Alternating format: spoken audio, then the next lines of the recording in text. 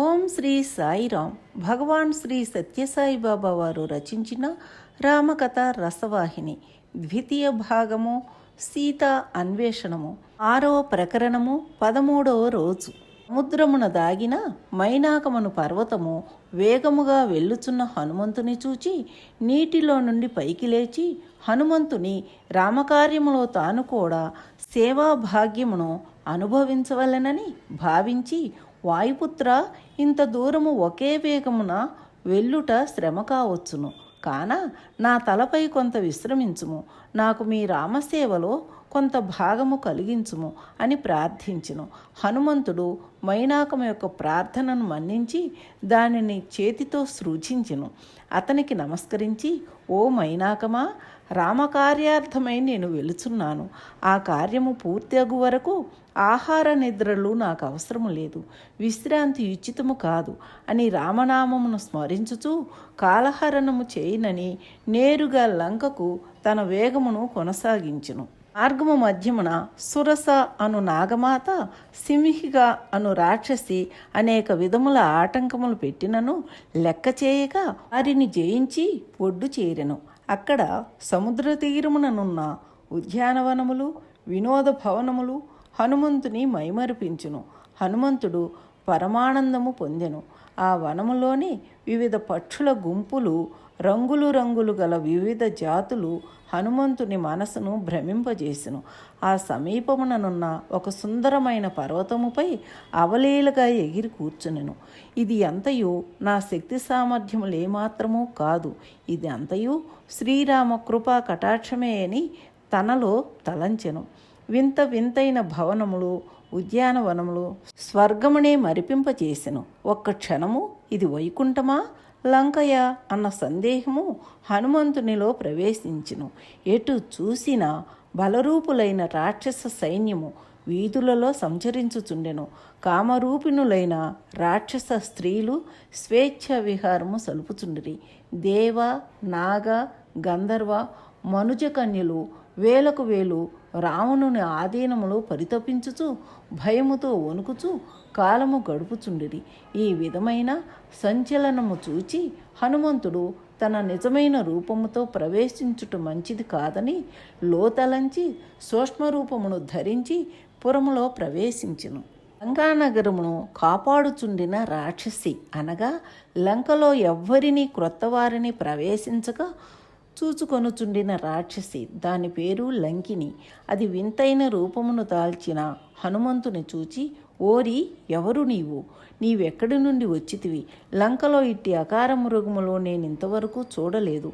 ఒకవేళ వెలుపల నుండి ప్రవేశించినా అనుటకు చుట్టూ జలమయమైన సముద్రము. నిన్ను చూడ నీవు సామాన్యుని వలె కనిపించుటలేదు. సముద్రమును ఎట్లు దాటితివి? నన్ను ధిక్కరించి ఎటుపోయేదవు? నిలువుమని లంకిని గర్జించెను. హనుమంతుడు ఆ లంకిని మాటలను లెక్క చేయక వినని వాని వలె తన తోకను ఈడ్చుకుంటూ ముందుకు నడుచుచుండెను.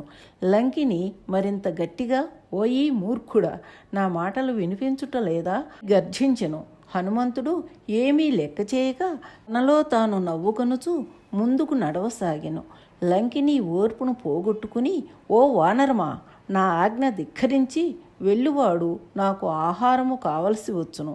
క్షణములో నిన్ను నమిలివేయగలను, జాగ్రత్త అని ఆ సూక్ష్మాకారము ధరించిన హనుమంతుని పట్టుకొనుటకై వెళ్ళెను.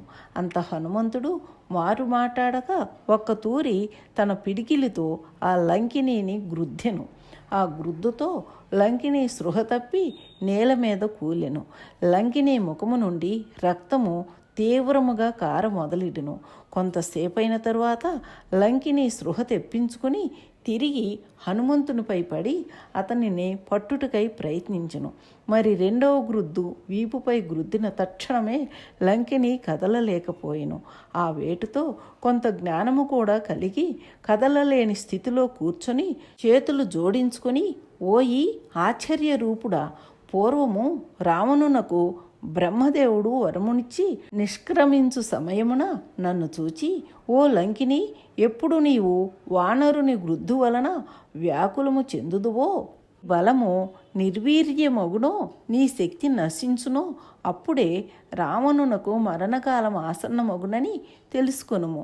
ఇంతేకాదు, ఆ వానరుడు భగవత్కార్య నిమిత్తమై దైవాజ్ఞను శిరసావహించి లంకలో ప్రవేశించును. అతని రాక లంకలోని రాక్షసులు హతమార్చుటికే అన్న సత్యమును గుర్తించు. ఆనాటి నుండి రాక్షసుల వినాశకాలం ఆసన్నమైనదని తలంచు అని పలికెను. కనుక, ఓ వానరా, నేను ఎంతయో పుణ్యాత్మురాలను, నా దృష్టి పవిత్రమాయను. భగవంతుడు పంపిన దూతను చూడగలిగితిని. అంతేకాక ఆ దూత హస్తముచే నేను, నా శరీరము పావనమాయను. ఆహా, ఆ గ్రుద్దు ఎంత హాయిగానున్నది, ఎంత తీయగా ఉన్నది అని హనుమంతుడు కొట్టిన స్థానమును సారెసారకు నిమురుకుంటూ ఎంతో ఆనందించుచుండెను. లంకిని మాటలను లెక్క చేయక, వర్ణనలకు పొంగక, దూషణలకు కృంగక రామనామంను స్మరించుచు హనుమంతుడు లంకలో ప్రవేశించును.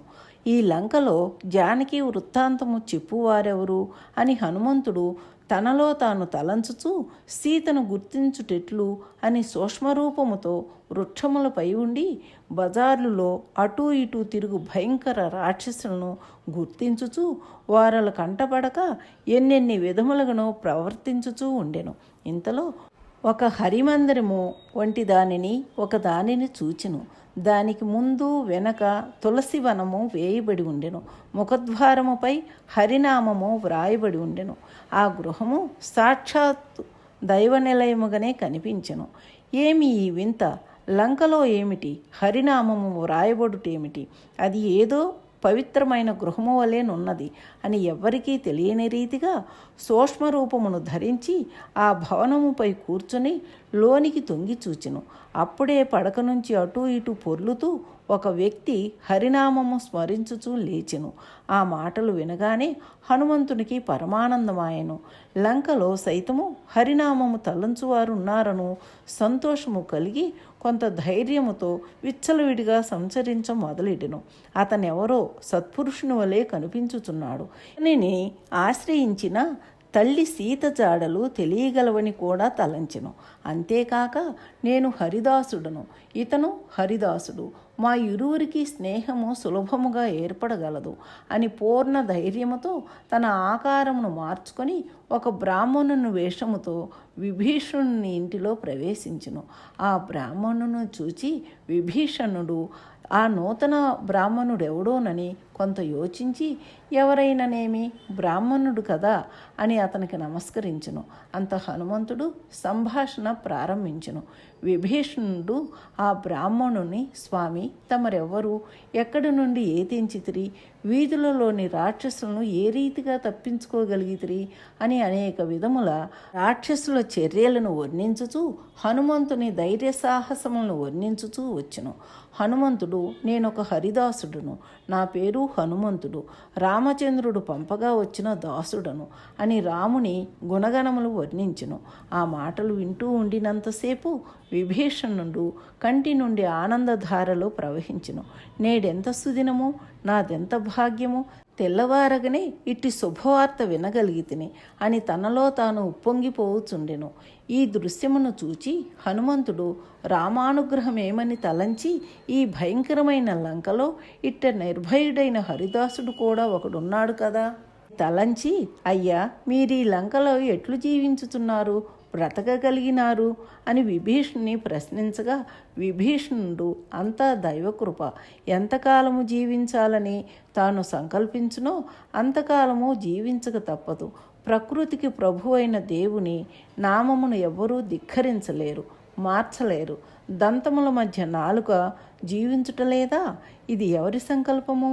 నా బ్రతుకునకై మీరు ఆశ్చర్యపడనక్కరలేదు. ఇదే పని పూని ఇచ్చటికి వస్తిరో విన్నవించుడని చేతులు జోడించి ప్రార్థించెను. ఇట్టి సజ్జన సాంగత్యము ఏదో ఒక ఘనకార్యసిద్ధి చేకూరును. అని అనేక విధముల చక్కని మాటలాడుచున్న విభీషణుని చూచి హనుమంతుడు తనలో తాను పొంగిపోవచ్చు క్షణమునకు రామా రామా అని పలుకచొచ్చును. ఇట్టి మిత్రుని చెంత నేనిక ఎట్టిగుట్టును పెట్టుకొనుట మంచిది కాదని తలంచి మనసు విప్పి మాట్లాడుట మంచిదని ఎంచి, అయ్యా మీ పేరేమి, ఈ లంకలో మీరేమి చేయుచున్నారని వినయముతో ప్రశ్నించిన హనుమంతుని వాక్యములకు విభీషణుడు, నేనొక దౌర్భాగ్యుడను, రావణుని సోదరుడును, నా పేరు విభీషణుడు, స్వేచ్ఛగా హరినామము చేయలేని దుస్థితిలో ఉన్నానని చెప్పగానే హనుమంతుడు తన కోరిక తీరినదని తలంచి ఒక్క గంతు వేసి, నేను రామదూతను, సీతాన్వేషణ నిమిత్తమై లంకలో ప్రవేశించుతునని చెప్పెను.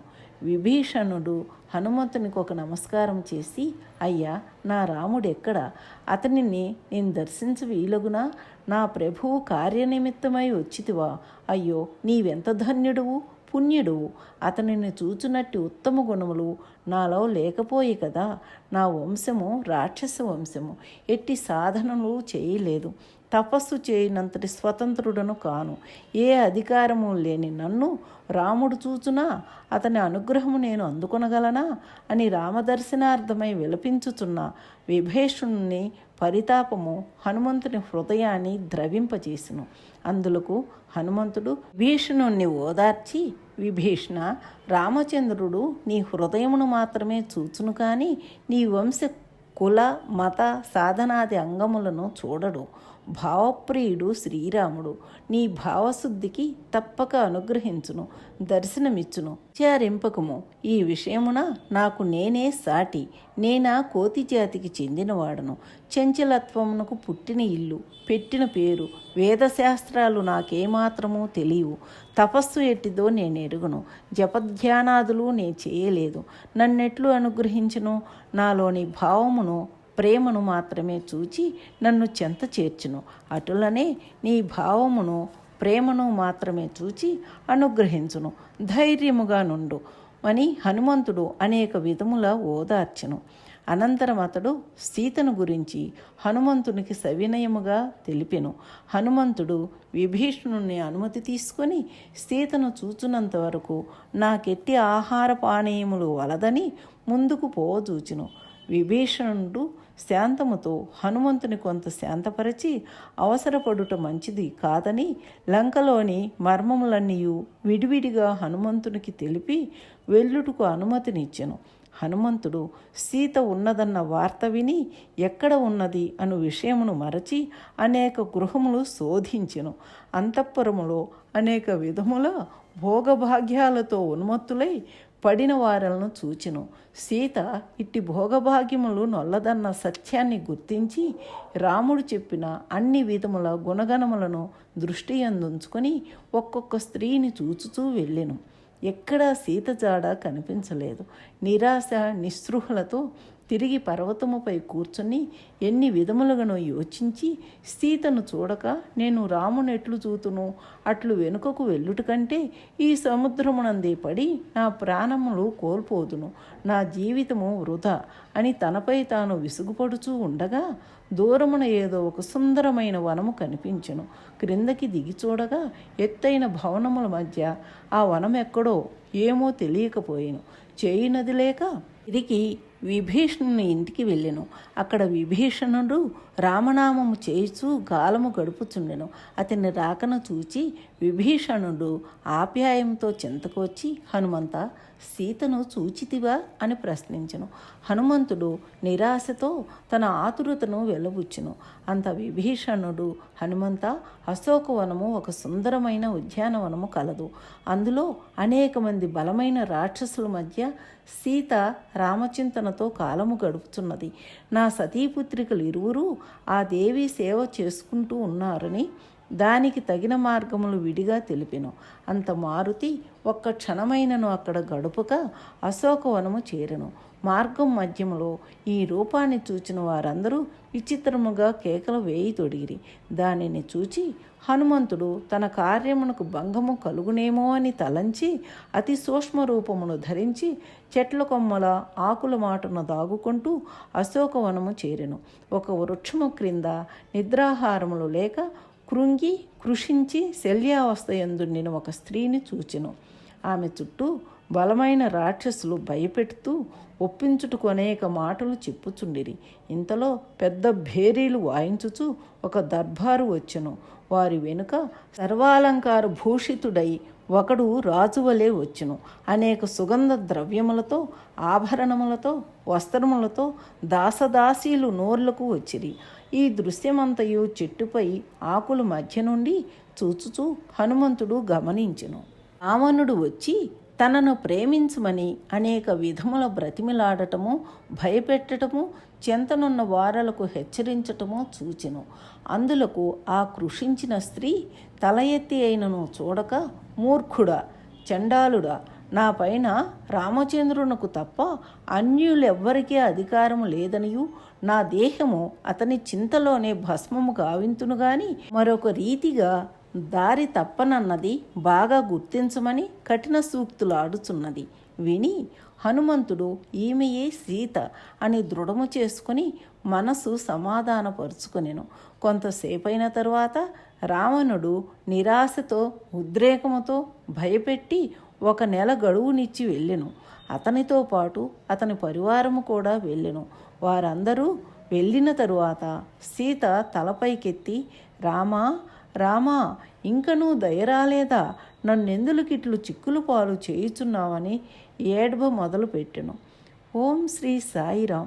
సర్వం శ్రీ సాయిరామ పాదార విందార్పణమస్తు. సమస్త లోకాః సుఖినో భవంతు. ఓం శాంతి శాంతి శాంతి.